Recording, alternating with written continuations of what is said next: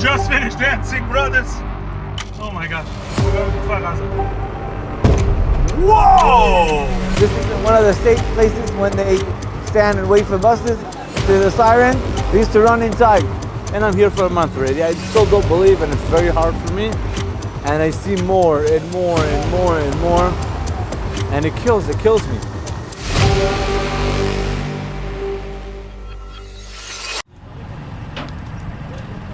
What is that tank for? What?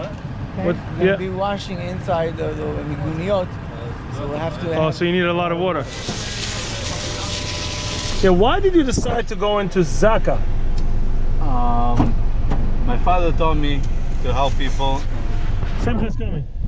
I gotta open the door. Give me a second. Hey, what did they bring? Ammunition boxes for mortars. I gotta go see. Right there. What is it used for? They're 100% waterproof. They used it for missiles, but the missiles, they use them already. It's not like little ammunition cans for bullets. They use all the time in practice. So what do you do with them? They can use that for storage for anything. For tools. That's what you pick it up for, tools and storage? Because it's 100% waterproof.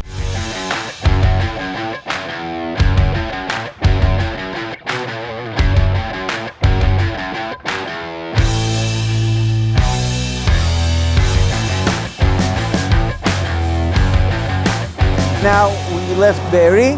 We're outside Be'eri. As you can see, we're on the entrance. This is one of the safe places when they stand and wait for buses. If there's a siren, they used to run inside. So they ran inside, and then they came with grenades and bombs, and they threw inside, and they killed everyone. All this is blood. Wherever you look, the walls are full of blood. All the walls, ceilings, everything is full. So we're now going to clean everything, going to wash everything onto the sand, so it will be a kvura. How many people were in there? You don't know. How many pieces like this you have to clean? Well, we're now starting to check to see how many places we have all around Gaza. They don't know to give us a number. That's the main problem. So that's what we have to do.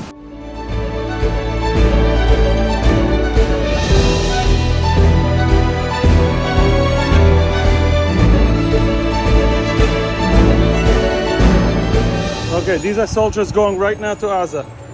Right now, look at all these people waving. Right now, going to Gaza.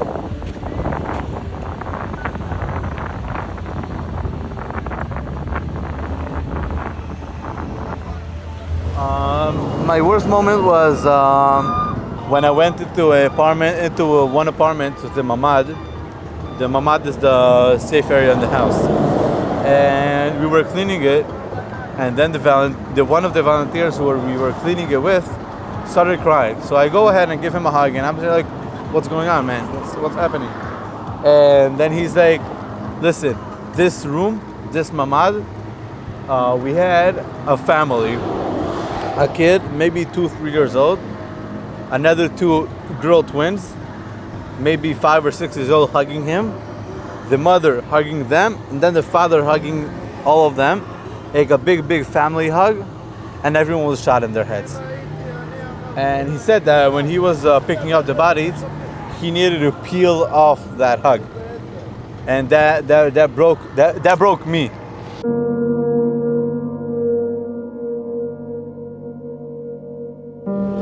I could tell you stories from now until I don't know when. Okay, 5 years of stories.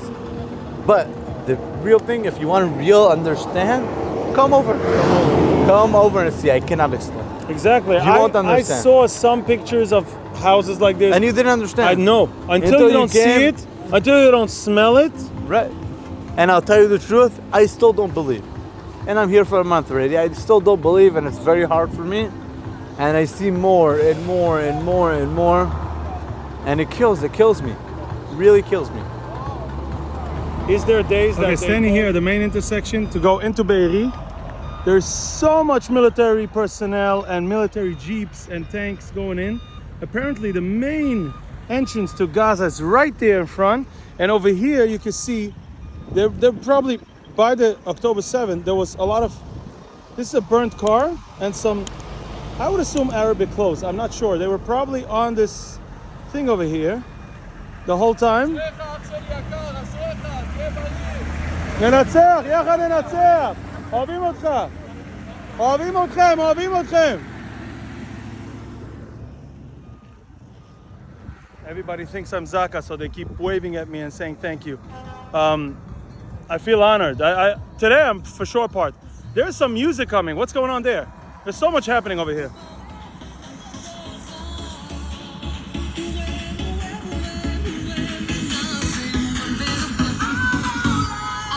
אחלה זקה, יא גיבורים, יאללה, מי יכול ללכת? Okay, so this is going on for long. I think this is for sure burnt cars, but I'm assuming that they were sitting here and shooting. Wow, look, they came to be Misamech the Chayalim. And shooting on anyone that was passing this. במוצאי שמחת תורה הגענו לפה, נסענו בכבישים, הכבישים היו פשוט חרדת אלוקים, מאות רכבים מנוקבים עם אנשים שוכבים בפנים בין המכוניות. אתה לא מבין מה קורה, זה פשוט בלתי נתפס. איפה שהלכת היה שריפות, שריפות ממה שהערבים זרקו פצמרים. יש בזה שליחות קודש מאוד מאוד גדולה, שלא כל אחד מסוגל לעשות את זה, ואתה עוזר למישהו שהוא לא יכול לעזור לעצמו. Look at these tzaddikim. Look, they stop on the road and they stop the jeeps and they just give them water. Random. Oh, look, opening that door.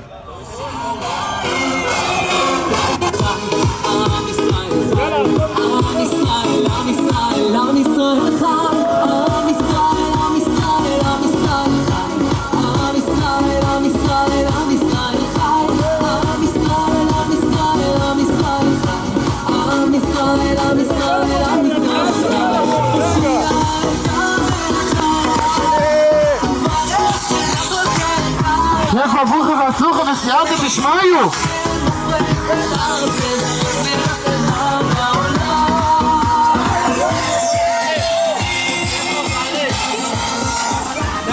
We just finished dancing. Okay, and now we're going where? We're going to Kfar Aza. We finished in Be'eri. We're going to Kfar Aza. Kfar Aza was the most hit by all Yeshuvim altogether. They had 63 people killed, and they have 18 missing, or hostages. Hello. שלום חבר'ה, מה... זה חוף הים משתזף, זה פה? לא, זה בכיכר ימינה. זה יוצאים לכפר עזה. תחזיקו חבר'ה. So here, this is where the buses pick up the kids from school. It's a regional for a bunch of kibbutzim. So you see they made these cement barricades for the kids to be able to come into it if they're waiting for the bus. Oh, wow. They're protected from shrapnel if a missile falls. They're not meant to be for terrorists walking in with machine guns. Here, watch this. You'll see a massive, massive broadcast center for the army. You're gonna see that. You're gonna see it in a minute on the right-hand side. What do you mean? That whole thing, a massive broadcast center, communication center. Communication for the army? The army and the Chayalim in Shifa Hospital can't talk on their cell phones. Right. So this is an army broadcast it can't be coded and can't be traced. Past here, there's no Zaka, no nobody. This is completely closed military. Nobody not military passes this roadblock. In the Shomer Shabbos Yeshuvim, this gate is like closed on Shabbos. In Be'eri, the first Mechablim came in from the gate. Right. They waited for a Toshav to come. They drive in the morning. They drive on Shabbos, and if somebody opened the gate, the first motorcycles drove in the Yeshuv straight through the gate before they even cut the fence. Right. That's a personnel carrier. Oh wow. I didn't even see that. I didn't even see that. I can hear bombs. If there's Tseva Adom, by the way, you have to come into a shelter, or you lay down flat. There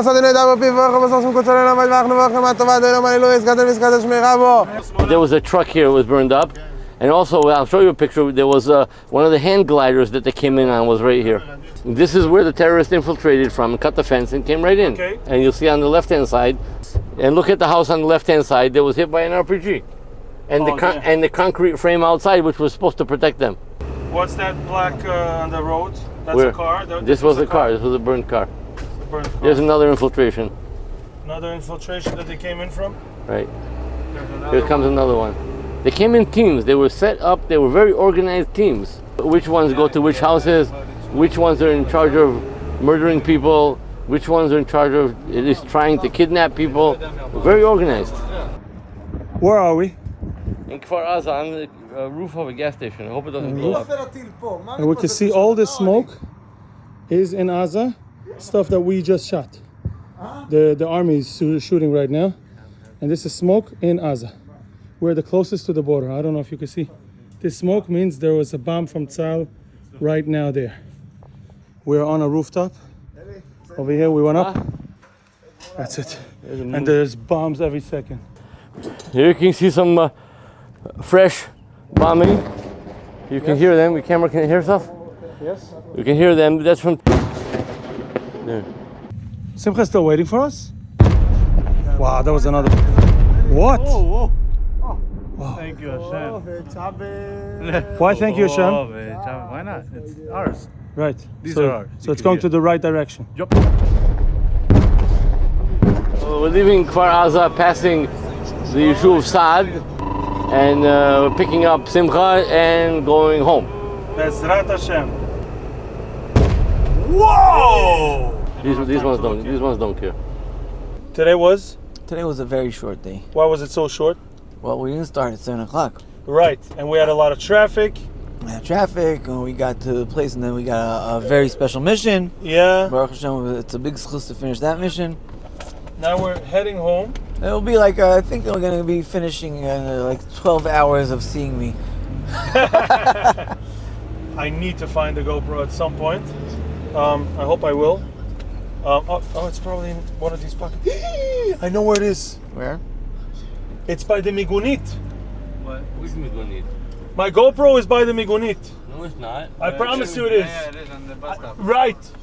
How far is it from here? Which Migunit? You don't know what just happened. The GoPro, which has a lot of the footage, I left it. We went into the breast lift thing to dance, and I put it down so it sees us dancing. And then all of a sudden, Simcha came, let's go, and ran into the thing, and I left the GoPro there. How far is it from here? Okay, now I messed up. We finally picked up Reb Simcha after a half a day that he was busy with the Sar and who knows what, and some good sandwiches. And then we started heading home. Finally, we're all exhausted here, I think. And I remember that the GoPro was left by the dancing station in the Knisa of Be'eri. We have to go back. The job that Zaka does is so dreadful and real. It doesn't matter as much as you think about it and you know about it and you describe it. It doesn't come close to what the real thing is when you come over here. And just to clean this one house, it took us hours of getting through all the machsamim and getting through all the preparations. And in the house itself, it took like, I think, an hour and a half or so. Much more. And getting out and getting in, it's like just this one house took so much work. And it's Chesed Shel Emes, you know? You came on a very, very, very, very small mission. Yes. One house. Yes. We were working here for the last few weeks Yes. with 70 guys every day. If you go into a house that had a grenade, it's at least 9 hours a house like that. 9 hours, sometimes even to come twice or 3 times, 3 days, to come again and again and again. Because once it's dark, you have to leave. For sure. The house is burned totally, and you can't see nothing. Wow. And we put on flashlights, we put on projectors, but you can't. It doesn't You don't help. see, you can't see. Wow. It's not push. It's also very, very hard. It's hard. Every guy that comes to the place again, everything, whatever we dealt with on this spot itself, it comes up, and again you feel it. Okay, let's see what you come up with. I'm gonna tell you. Wow. We came back. It's right here on the bus stop. I hope nobody took it. Let's see. Let me jump out. Yeah. Let me see a second.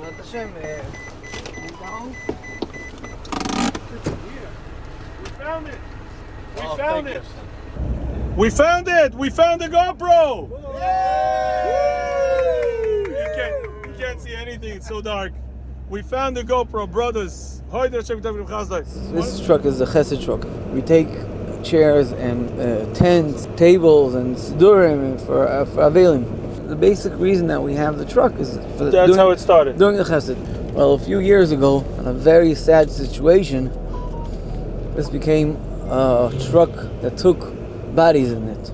Wow, Miron? Miron. Wow, that's where the mefaked from Haifa, איך קוראים לו, stood and was saying Kaddish.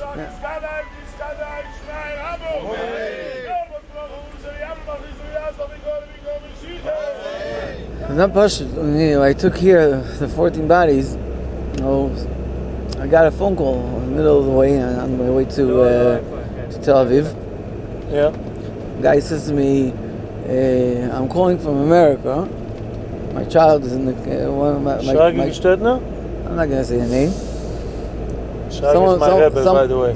Someone from my family is in your truck." Wow. I said to him, "I'm sorry, I'm middle of driving. I don't know what you're talking about." Then I understood that they saw that they went on his email address and they saw They where could track him. They tracked him. Wow. When they tracked him, they understood that he's on his way someplace. His He's going cell phone was someplace. still in his pocket. And then now, Simchat Torah, when it happened, what did this truck turn into be? And this truck took over 72 bodies to Shura. The first evening we went to Shura, and a friend of mine that works in the army in Shura, he asked me, "So what do you have in your truck?" So I said to him, "I have a salad." He says to me, "A salad? What do you mean a salad?" I said, "Yeah, I have soldiers, police officers, civilians, and Hamas guys." Mamish. Wow. It was crazy what we had in the truck. We do what needs to be done because we want the mitzvah, we want the chesed. We don't know of too many other people that are willing to do it. And everybody, I recommend personally, everybody support Zaka. We're all volunteers. We're not working in our businesses for weeks at a time. And we'll get our chesed milamala. But Zaka needs supplies and needs equipment and needs fuel for its vehicles. It needs a new truck instead of this one. Yeah. And we hope that we're able to use our equipment in a vehicle just to go to simchas and bring chairs and tables to parties. Amen, amen, amen. They definitely need a new truck, okay? For all the right reasons, they need a new truck. Okay, Simcha, any closing line? What pushes us as Zaka members is you're not going to get anyone in the world cannot give you and thank you as much as the nifter. And the nifter can't thank you, so that's up to Rabbi Shah. Wow. That's the main thing. When you're doing Chesed Shel Emes, you know that you're not going to, as many times people are going to say thank you, thank you, thank you. You dealt with someone that can't really give you back what you're giving him.